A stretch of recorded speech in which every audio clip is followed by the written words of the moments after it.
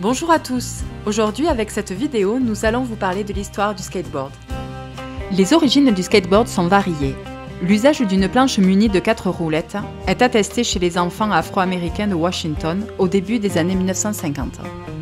Mais les premiers skateboards pourraient avoir été expérimentés dès les années 1930 ou 1940 par des surfeurs de Californie. Des skates sont déjà produits en nombre et distribués auprès des surfeurs vers 1957. Au début des années 1960, apparaissent les roues larges en céramique, plus accrocheuses et confortables sur le sol. Elles facilitent aussi les virages et permettent les premières courbes. En 1969, apparaît le premier taille relevé. Au début des années 1970, les marques Bennett et Trekker inventent les trucks orientables, permettant des trajectoires en courbe. En 1973, une innovation change la donne. Les Californiens Frank Nasworthy et Bob Bahn mettent au point la roue en polyuréthane. Le skateboard moderne est né. Durant l'été 1975, à Los Angeles, des figures marquantes sont réalisées dans des piscines vidées et des fosses de drainage, alors que sévit une sécheresse.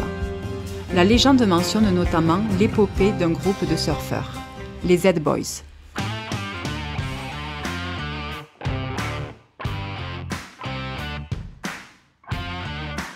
Au début des années 1980, effet de mode éphémère et sport jugé dangereux, la pratique, l'industrie et la presse du skateboard s'effondrent. Aux États-Unis et en Europe, les skateparks publics sont abandonnés puis fermés.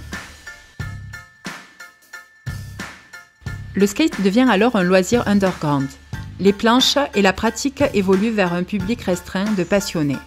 Un esprit du trash et le rapprochement avec d'autres cultures urbaines revendicatrices. Fin des années 1980, c'est la naissance de la discipline du street et son utilisation des mains courantes et des rails. En 1985, le film Retour vers le futur participe à populariser cette nouvelle culture skate. Année 1990.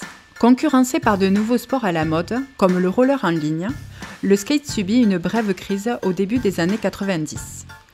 Après quelques années discrètes, le succès du street revient et la pratique ne cessera dorénavant de progresser à travers le monde.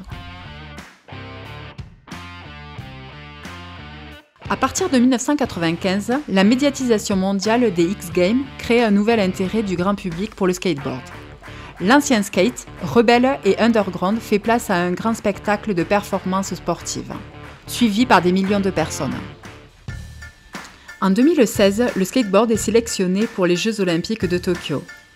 C'est une évolution vers la normalisation de la pratique, qui ne fait pas consensus parmi les skateurs. Le skateboard est devenu un phénomène culturel mondial.